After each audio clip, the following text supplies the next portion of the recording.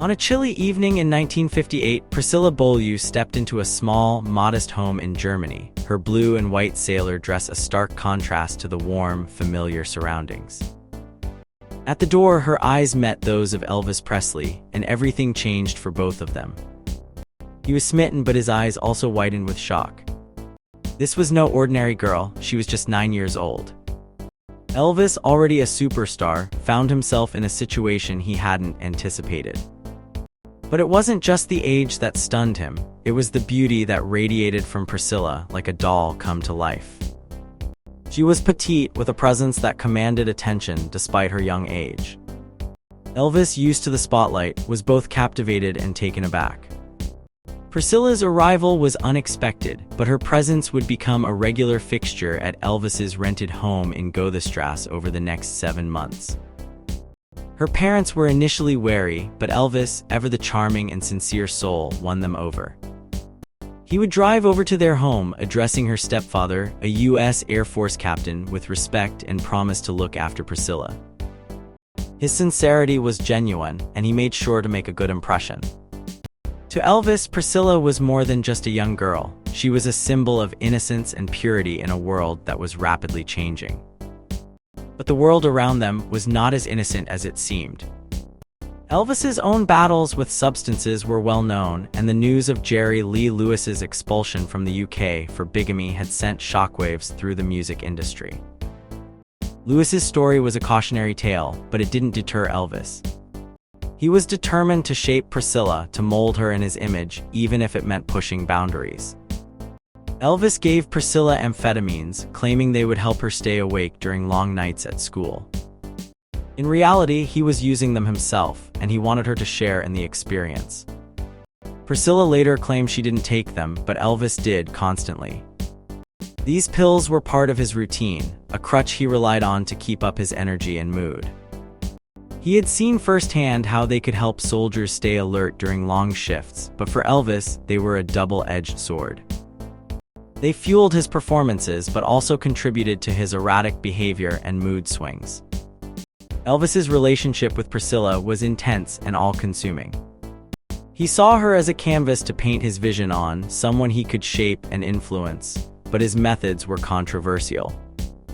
He kept her up late, encouraging her to stay awake and engage with him long into the night.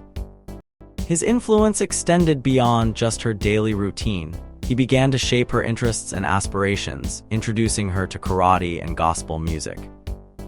Despite the controversies, Elvis's time in Germany was not all about Priscilla. He took brief escapes to Paris, where he immersed himself in the city's vibrant nightlife. He visited the Moulin Rouge and the Folies Bergère, making friends with strippers and even pulling pranks on his friend Lamar Fike. These moments of carefree joy were a respite from the pressures of his fame and the weight of his responsibilities. But even in Paris, Elvis's curiosity led him to explore new interests. A karate exhibition sparked a passion for the martial art, and he began practicing with Charlie Hodge. He also attended a gospel performance by the Golden Gate Quartet, rekindling his love for the spiritual music that had influenced him since his early days. These experiences added depth to his character, showing that beneath the surface of the king of rock and roll was a man with diverse interests and a deep appreciation for different cultures. As Elvis prepared to leave Germany and return home, he faced another surprise. At the airport, he encountered Marion Kasker, a familiar face from his past. Their reunion was a mix of surprise and nostalgia, a reminder of the person he once was before fame transformed him. Elvis's time in the army had changed him, but it hadn't erased his roots. When Elvis finally returned to the United States, he was greeted like a hero. The army had orchestrated a grand welcome, highlighting his service and the discipline he had shown as a soldier. His uniform, tailored to perfection, reflected the colonel's vision of him as a national icon. But as he stood before the cameras, the boy from Tupelo, Mississippi, couldn't help but think of Priscilla and the complex emotions he felt for her. The stories of the girl he left behind would soon surface, but Elvis knew the truth.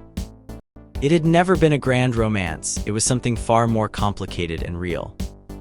As he settled back into his life in Memphis, Elvis carried with him the memories of a young girl who had captured his heart, the highs and lows of his time in Germany, and the realization that fame, like the amphetamines he took, could alter one's perception of reality.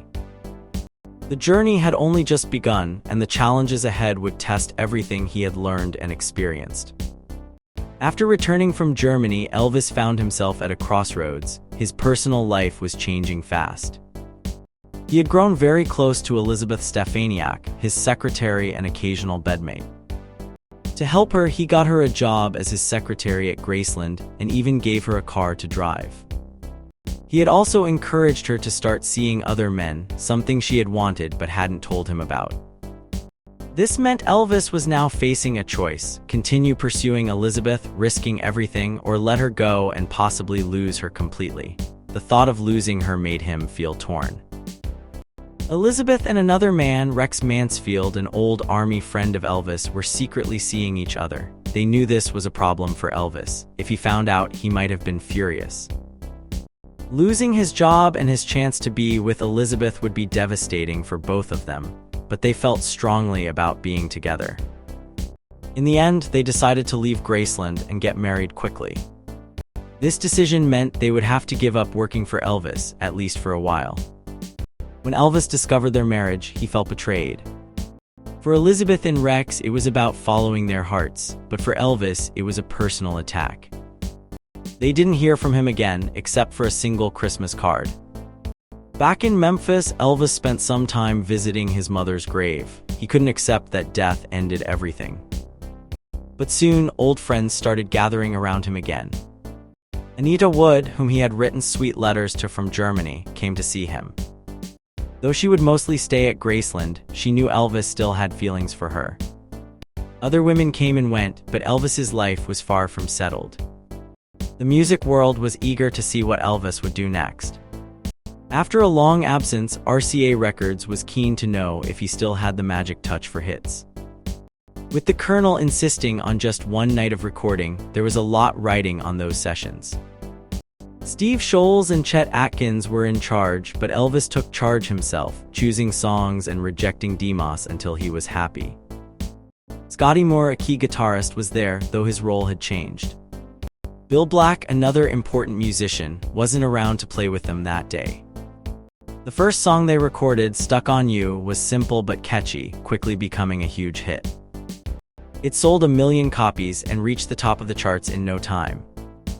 Elvis traveled to Miami by train after the first session to appear on the Frank Sinatra Timex show.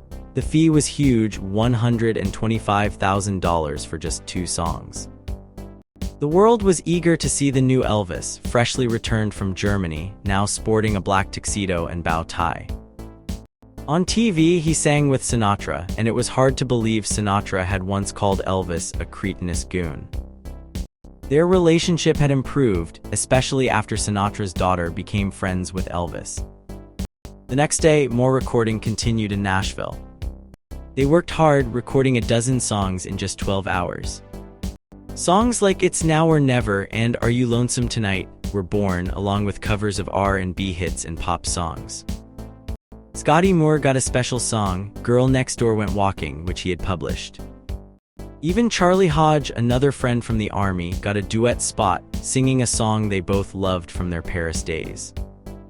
These sessions produced massive hits and some smaller but still popular songs.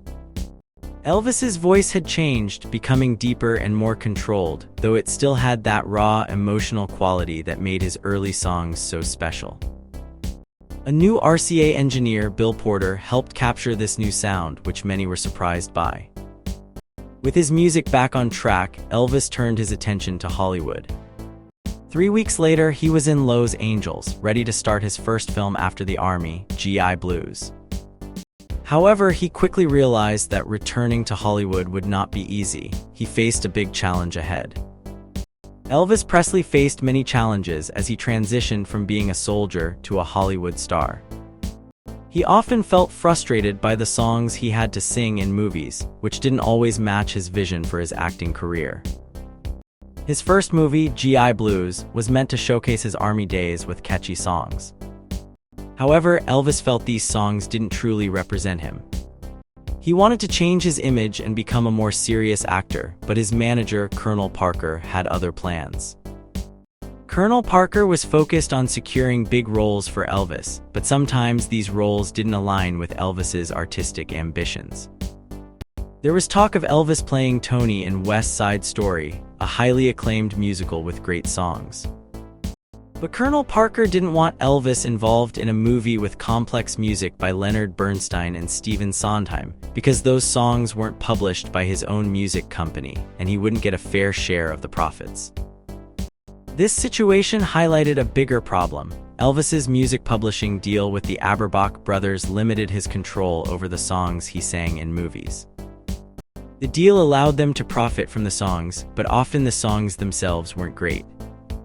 This meant Elvis was stuck singing tunes that didn't suit his growing artistic aspirations. Despite this, West Side Story could have been a perfect fit for Elvis. The movie had legendary songs like Maria, Tonight, and Somewhere, which matched his powerful voice. However, Elvis's manager didn't consult him about the role, and he ended up turning it down. This decision was likely influenced by the fact that the Aberbach brothers controlled the song rights, something Elvis resented. After leaving the army, Elvis found Hollywood's lifestyle was not what he expected. While on set, he and his friends would often party, which didn't sit well with the more serious actors. Elvis knew his behavior wasn't helping his image as a mature actor, yet he struggled to change it. The break between movie shoots gave Elvis some relief. After Dee Stanley divorced and remarried, Elvis visited Graceland, his new home, often. However, the happiness was short-lived. Dee's new marriage and Elvis's feelings made the family gatherings awkward. Elvis tried to be supportive of Dee's children, but he also made it clear that Dee was his one true mother. Elvis had hopes for a role in Flaming Star, a western that seemed like the kind of serious part he wanted. The film would explore themes of race and prejudice, and Elvis's character was to be of mixed Native American and European heritage. He even went as far as wearing brown contact lenses to match his character's appearance. Yet, like before, the songs were an issue. The movie needed musical numbers, even though the serious subject matter didn't call for them. Only 2 songs from the film were used, and one had to be re-recorded when the title changed. Despite Flaming Star not being a success, Elvis's German film, which was actually a hit, did very well. The music from that film sold almost triple the records of Elvis Is Back, yet Elvis felt disappointed by Flaming Star. It was a chance to showcase his acting skills, but he felt distracted by the need to perform. Elvis's life took another turn when his mother Gladys passed away. Elvis couldn't attend her funeral, choosing instead to go water skiing. He felt guilty about his mother's passing, but also resented the idea of Dee and her new husband being together in their family home. To his public, Elvis maintained a strong bond with his father despite his personal feelings. In Graceland, Elvis found solace. However, without his mother around, the place lacked its warmth. Elvis made sure his stepbrothers felt welcome, showering them with gifts, yet he took steps to ensure Graceland remained legally his alone. In the end, Elvis's journey in Hollywood was marked by a constant tug-of-war between his desire for serious acting roles and the commercial demands of his music. His experiences in movies like G.I. Blues and Flaming Star showed that while he could make popular films, they often didn't fully utilize his talents. The struggle to balance his music and acting aspirations continued to shape Elvis's path in the entertainment industry.